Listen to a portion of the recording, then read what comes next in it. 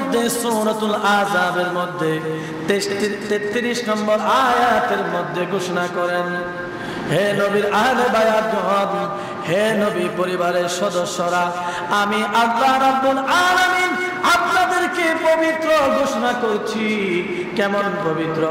আমি আল্লাহ রাব্বুল আলামিন দুনিয়ার সমস্ত নাফাকি থেকে, সমস্ত গুনাহ থেকে, সমস্ত ফিতনা থেকে আমি আল্লাহ রাব্বুল আলামিন নবীর পরিবারকে পবিত্রতা ঘোষণা করলাম। এই আওয়াজ মানি না, উচ্চ আওয়াজ বলেন সুবহানাল্লাহ।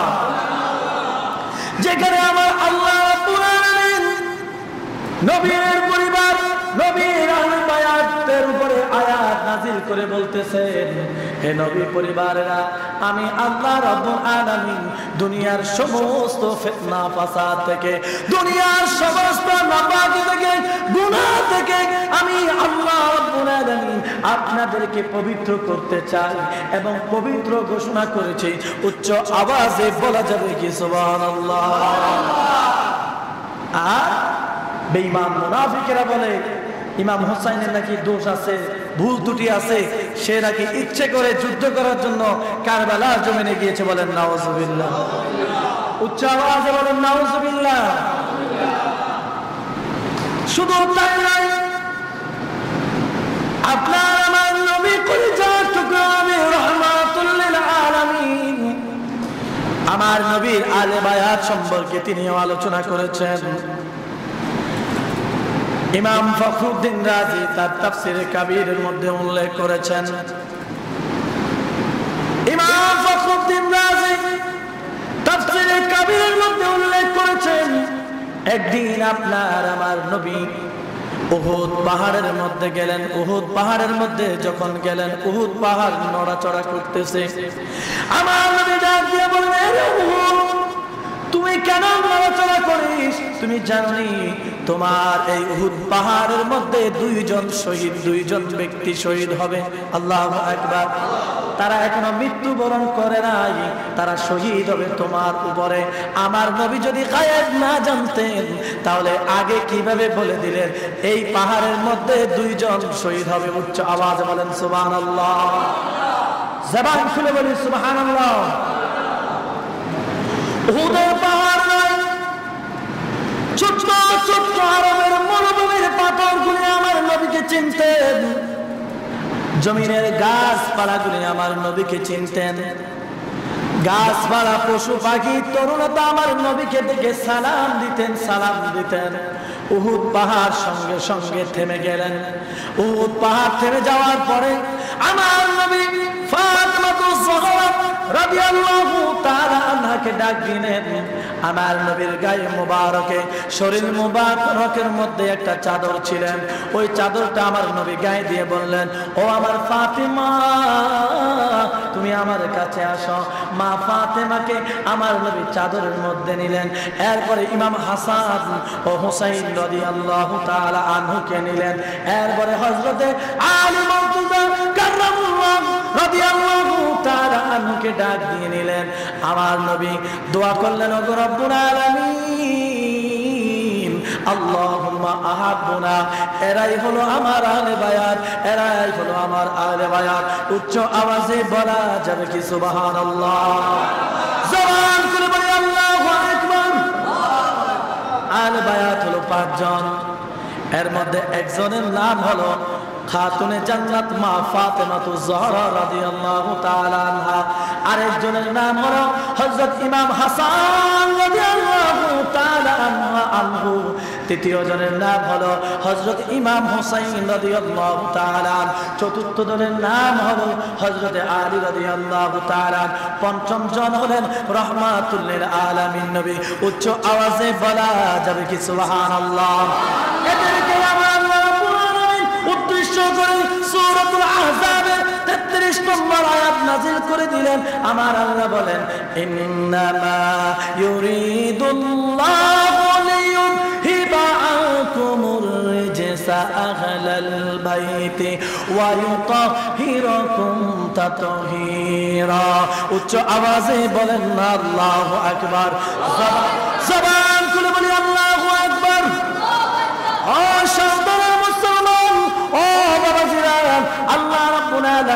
এই 5 জনের নাম উল্লেখ করে পবিত্র কোরআনের মধ্যে তাদেরকে পুত এবং পবিত্র ঘোষণা করেছেন। উচ্চ আওয়াজে বলেন না সুবহানাল্লাহ। সালাতুন ইয়া রাসূলুল্লাহ আলাইকুম সালামুন ইয়া عليكم مغز قرى روح ایمان جان دل ہست حب رحمت للعالمین صلاۃ یا رسول اللہ سلام یا বন্ধুগণ আমার গভীর মনোযোগ। আল্লাহ রাব্বুল আলামিন আহলে বায়াতকে পবিত্র ঘোষণা করেছেন। শুধু তাই নয়, ইমাম হাসান ও হুসাইন রাদিয়াল্লাহু তাআলা আমার নবী ডাক দিয়া বলেন, শুধু তারা আমার আহলে বায়াত নয়, শুধু এটা নয়, তাদেরকে আমি ভালোবাসি। আল্লাহর কাছে বললেন, রব্বুল আলামিন আমি আমার এই আহলে বায়াতকে ভালোবাসি, আপনিও তাদেরকে ভালোবাসেন। আমার নবী যখন দোয়া করেন তখন আল্লাহ কবুল করেন কিনা? কথা কয় না? আমার নবী যখন দোয়া করেন আল্লাহ দোয়া কবুল করেন কিনা? জোরে বলেন, করেন কিনা? আমার নবী বলেন, আল্লাহুম্মা আহাবুনা, এরা আমার আহলে বায়াত, ও আল্লাহ আমি তাদেরকে ভালোবাসি, আপনিও তাদেরকে ভালোবাসেন। যারা এদেরকে কষ্ট দিল গো, তারা যেন আমি নবীকে কষ্ট দিল। যারা এদেরকে ভালোবাসলো তারা যেন আমি স্বয়ং রাসূলকে ভালোবাসলো। শুধু তাই নয়, তাফসীর কাবীরের মধ্যে ফখরুদ্দীন রাজি উল্লেখ করেন, এই সূরাতুল আযাবের 33 নম্বর আয়াত যখন ব্যাখ্যা করলেন, ইমাম ফখরুদ্দীন রাজি বলেন, এই আহলে বায়াতকে আমার নবী নিজে বলেছেন, আনা সাজারা, আমি হলাম এই গাছ। সুবহানাল্লাহ। আমি হইলাম গাছ, আর ওই গাছের ডাল হলো হযরতে ফাতেমা, আর ওই গাছের ফুল হলো হযরতে আলী রাদিয়াল্লাহু তাআলা, আর ওই গাছের পাতা হলো তাদেরকে যারা কিয়ামত পর্যন্ত ভালোবাসবে তারা হলো ওই গাছের পাতা। উচ্চ আওয়াজে বলা যাবে কি সুবহানাল্লাহ? জবান খুলে বলি আল্লাহু আকবার। আমার নবী বলেন, এই পাক পাঞ্জাতনের গাছ হলাম আমি রাহমাতুল লিল আলামিন, আর এই গাছের ডাল হলো খাতুনে জান্নাত ফাতেমাতুজ জহরা রাদিয়াল্লাহু তাআলা আনহা। উচ্চ আওয়াজে বলেন সুবহানাল্লাহ। এই গাছের ফুল হলো হযরতে আলী রাদিয়াল্লাহু তাআলা আনহু। উচ্চ আওয়াজে বলেন সুবহানাল্লাহ। আর এই গাছের ফল হলো হযরত হাসান রাদিয়াল্লাহু তাআলা, হযরত হুসাইন রাদিয়াল্লাহু তাআলা। উচ্চ আওয়াজে বলেন আল্লাহু আকবার। সাইয়্যিদা শাবাবি আহলিল জান্নাহ ইমাম হাসান ও হুসাইন রাদিয়াল্লাহু তাআলা, তারা হলো বেহেশতের যুবকদের সর্দার। আমার নবী ঘোষণা করেছেন, বলি সুবহানাল্লাহ। আমার নবী একদিন তিনার ঘরের সামনে দাঁড়িয়ে রইলেন। হযরত ওসামা রাদিয়াল্লাহু তাআলা আমার নবীর সামনে গেলেন, যাইয়া সালাম দিলেন, আসসালামু আলাইকা ইয়া রাসূলুল্লাহ। সবাই বলেন ইয়া রাসূলুল্লাহ। অনেক শয়তান আছে ইয়া রাসূলুল্লাহ বলল শিরক খুঁজে, কথা কোন ঠিক কিনা? উচ্চ আওয়াজে বলেন ইয়া রাসূলুল্লাহ, জোরে বলি ইয়া হাবিবাল্লাহ, বলি ইয়া ওলি আল্লাহ, ইয়া পাক পাঞ্জাতন, বলে মারহাবা। হযরত ওসামা রাদিয়াল্লাহু তাআলা তিনি দেখলেন আমার নবী একটা চাদর গায়ে দিয়ে দাঁড়িয়ে রইলেন। আমার নবী সালামের উত্তর দিলেন না। ওসামা রাদিয়াল্লাহু তাআলা কোনো কিছু জিজ্ঞাসা করলেন না। কিছুক্ষণ পরে আপনার আমার নবী রাহমাতুল লিল আলামিন নবী চাদর মোবারক সরালেন। হযরত ওসামা রাদিয়াল্লাহু তাআলা আনহু দেখলেন আমার নবী চাদরের ভিতরে ইমাম হাসান ও হুসাইন রাদিয়াল্লাহু তাআলা। সুবহানাল্লাহ। উচ্চ আওয়াজে বলেন সুবহানাল্লাহ। ওসামা রাদিয়াল্লাহু তাআলা বলেন, আমি দেখলাম ইমাম হুসাইন রাদিয়াল্লাহু তাআলা ও ইমাম হাসান রাদিয়াল্লাহু রাদিয়াল্লাহু তাআলা তারা দুই ভাই আমার নবীর চাদর মোবারকের ভিতরে আমার নবী তাদেরকে চাদরের ভিতরে নিয়ে আবার দোয়া করলেন, রব্বুল আলামিন আমি হুসাইনকে ভালোবাসি, আমি হাসানকে ভালোবাসি, তুমিও হাসান ও হুসাইনকে ভালোবাসো। যারা এই হুসাইনকে ভালোবাসবে আমি নবীও তাদেরকে ভালোবাসি। যারা এই হুসাইন হাসানকে কষ্ট দিল তারা যেন আমি নবীকে কষ্ট দিল। উচ্চ আওয়াজে বলেন না আল্লাহু আকবার, জবান খুলে বলেন আল্লাহু আকবার। আমরা আলে বায়াতকে ভালোবাসতে চাই কি চাই না? আমরা আলে বায়াতকে ভালোবাসতে চাই কি চাই না? উচ্চ হাত তুলে দেখান চাই কি চাই না?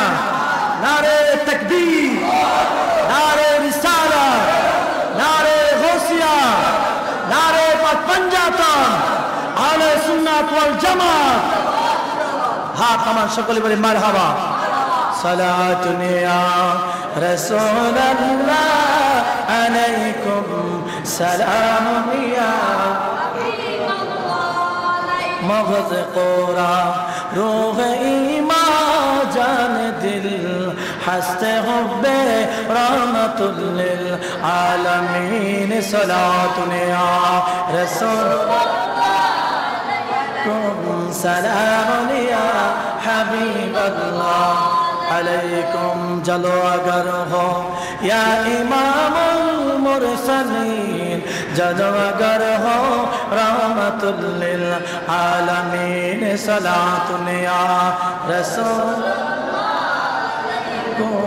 सलाम या हबीब।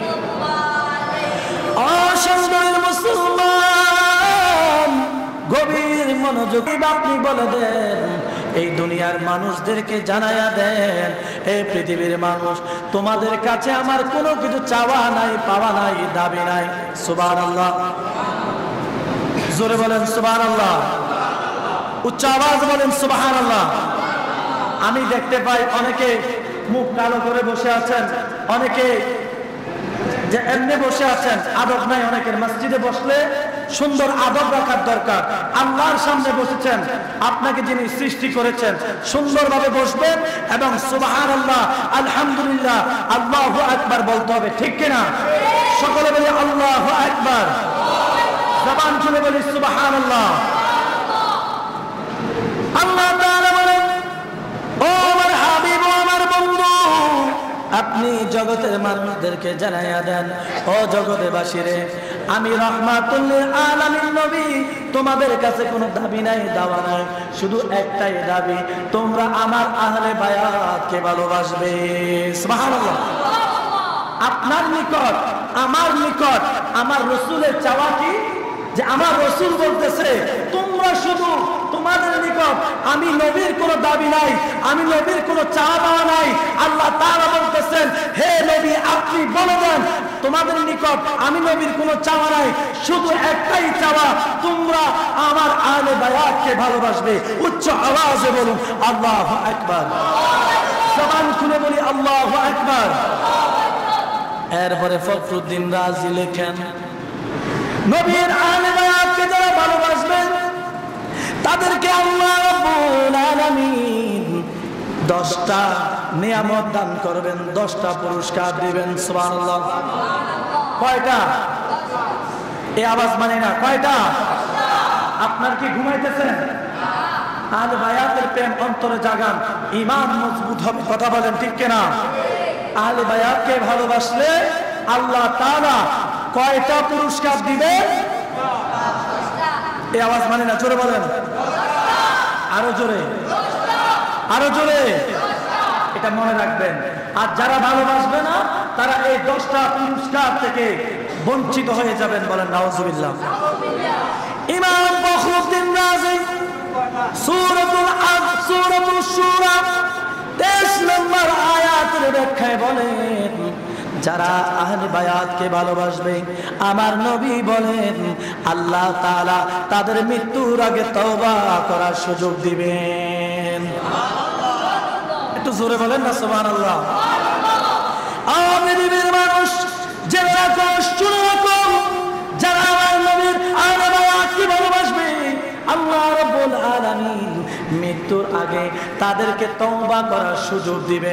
শুধু তওবা করার সুযোগ নয় বন্ধু, আল্লাহ রাব্বুল আলামিন মৃত্যুর আগে তাদের তওবা কবুল করে নেবেন। উচ্চ আওয়াজে বলেন আল্লাহু আকবার। দ্বিতীয় নাম্বার, যারা আহলে বায়াত নবীর পরিবারকে ভালোবাসবে, পাক পাঞ্জাতনকে ভালোবাসবে, আল্লাহ রাব্বুল আলামিনের হাবিব বলেন তাদের মৃত্যুর আগে তাদের জীবনের সমস্ত কবিরা সগীরা গুনাহগুলি মাফ করে দিবেন। দ্বিতীয় নম্বর, যারা আহলে বায়াতকে ভালোবাসবে তাদের জীবনের সমস্ত জাহিরি গুনাহ, বাতিনি গুনাহ, কবিরা গুনাহ আমার আল্লাহ রাব্বুল আলামিন মাফ করে দিবেন। উচ্চ আওয়াজে বলেন সুবহানাল্লাহ। তৃতীয় নাম্বার, যারা আহলে বায়াতকে, পাক পাঞ্জাতনকে, নবীর পরিবারকে ভালোবাসবে তাদের অন্তরে ভালোবাসা থাকবে। আমার আল্লাহ রাব্বুল আলামিন ঘোষণা করেন, রহমাতুল লিল আলামিন নবী জানিয়ে দিলেন তাদের মৃত্যু হবে ঈমানের সাথে। যারা নবীর পরিবারকে ভালোবাসবে তাদের মৃত্যু হবে ঈমানের সাথে। আপনার কাছে প্রশ্ন বাবা, যাদের ঈমানের সহিত মৃত্যু হবে তাদের আর কোনো ভয় আসেনি? যাদের ঈমানের সহিত মৃত্যু হবে তাদের আর ভয় আছে? কবরে, হাসরে, ফুলসিরাতে, মিজানে আহলে বায়াতকে যারা ভালোবাসবে তাদের কোনো চিন্তা নাই, তাদেরকে আল্লাহ ঈমানের সহিত মৃত্যু দান করবেন। উচ্চ আওয়াজে বলা যাবে কি সুবহানাল্লাহ? আর জোরে বলেন সুবহানাল্লাহ। কেমন ছিল সেই দৃশ্য মদিনার, দেখেছেন সব সাহাবী, খেলতেন হাসান হুসাইন সাথে দয়াল নবী, নবীর পাক জবানে ডাকেছে হাসান, শুনলে কেমন হতো, নবীর পাক জবানে ডাকেছে হোসেন, শুনলে কেমন হতো। আল্লাহুম্মা সাল্লি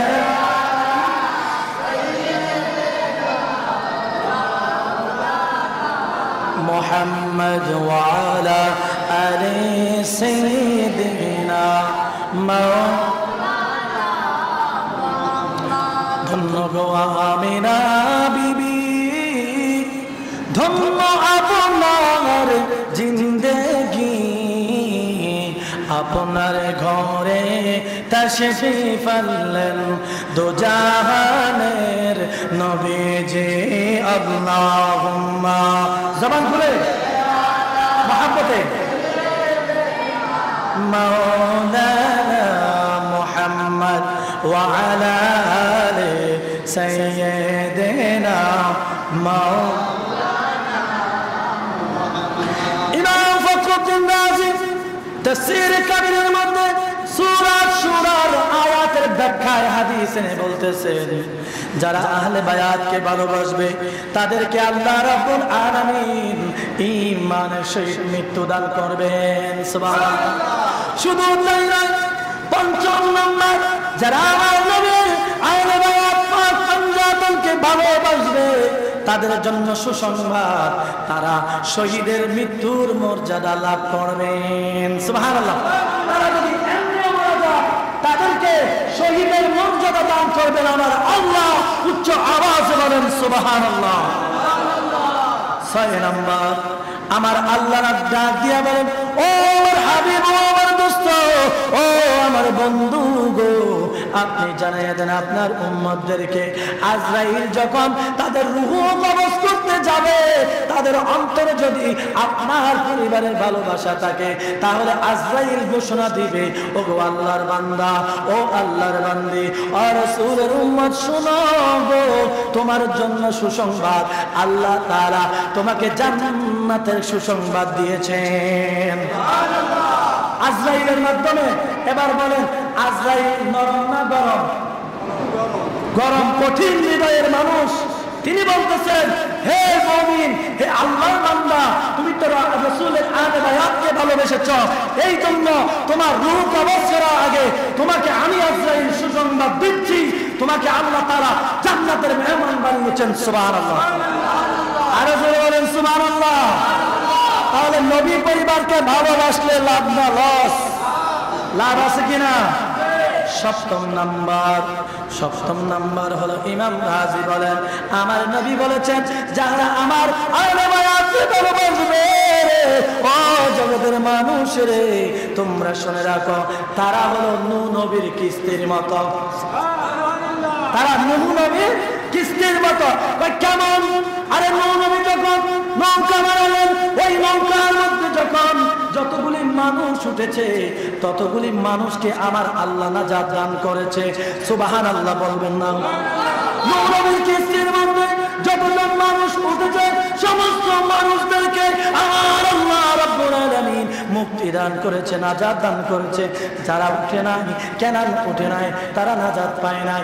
আহলে বায়াতকে নূহ নবীর কিস্তি হিসেবে সম্বোধন করার কারণ হলো যাদের অন্তরে আহলে বায়াতের প্রেম আছে, মহব্বত আছে, ভালোবাসা আছে, তাদেরকে আমার আল্লাহ রাব্বুল আলামিন নাজাত দান করবেন। উচ্চ আওয়াজ বলেন সুবহানাল্লাহ। অষ্টম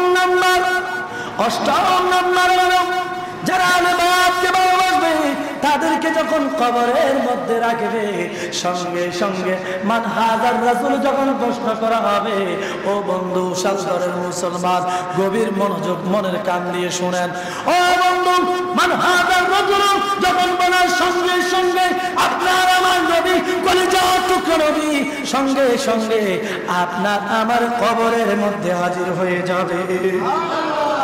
জবান করে বলি সুবহানাল্লাহ। নবম নাম্বার পুরস্কার, যারা নবীর আহলে বায়াতকে ভালোবাসবে তারা হাসরের ময়দানে আমার নবীজির হাতে হাউজে কাউসারের পানি, কেমন পানি? দুধের চাইতে সাদা, মধুর চাইতেও মিষ্টি। এক ফুটা পানি যদি কলিজার মধ্যে যায় 40,000 বছর পর্যন্ত পিপাসা লাগবে না, এমন পানি আপনাকে আমাকে দেওয়া হবে যদি আপনার আমার অন্তরের মধ্যে রহমাতুল লিল আলামিন নবীর আহলে বায়াতের ভালোবাসা থাকে। আল্লাহু আকবার। ওই যে শুনলাম ইমাম হুসাইন যখন পানির জন্য গিয়েছিল, ইমাম হুসাইন বলেছিল, ও পাপিষ্ঠ জিনের সন্তানরা তোমরা শুনে রাখো, আমার নবীর হাতে আমার নানার হাতে হাউজে কাউসার আছে। আমি চাইলে পানি হাউজে কাউসারের খেতে পারি, আমি চাইলে হাউজে কাউসার এখনই খেতে পারি। না না না, এই ফোরাত নদীর পানি কত কাফের বেঈমান খাইলো, পাখি পশু পাখি খাইলো, তাদেরকে তোমরা বাধা দিলা না। আর আমার দুধের শিশু আলিয়াস গরের জন্য এক ফোঁটা পানি চাই না, তোমরা তাকে পানি দিলে না, তীর নিক্ষেপ করলা। তোমরা জেনে রাখো, শুনে রাখো, ও এজিদের সন্তান তোমরা শুনে রাখো, কাল হাসরের ময়দানে আমার নানার হাতে কিন্তু হাউজে কাউসার থাকবে। আমি হুসাইন দেখবো তোমরা কিভাবে হাউজে কাউসারের পানি পান করো। আল্লাহু আকবার। আমার মূল কথা হলো নবীর আহলে বায়াতকে যারা ভালোবাসবে তারাই ইমানদার, যারা ইয়াজিদের পক্ষে কথা বলবে তারাই হলো বেঈমান নাফরমান, ইয়াজিদের অবৈধ সন্তান। তারা আহলে বায়াতের বিরোধিতা যারা করে তারা জাহান্নামী, আর যারা নবীর আহলে বায়াতকে ভালোবাসবে তারাই হলো প্রকৃত মুমিন, আল্লাহ ওয়ালা আশিক রাসূল। ঘোষণা কার? ঘোষণা কার? আল্লাহ তাআলা আমাদের প্রত্যেককে নবীর পরিবারকে ভালোবাসার, মহব্বত করার, মৃত্যুর আগ পর্যন্ত মহব্বত করার এবং আমাদের সন্তানদেরকে নবী পরিবারকে ভালোবাসার এবং নবীকে মহব্বত করার কোরআন শিক্ষা। আরো জোরে বলেন আমিন।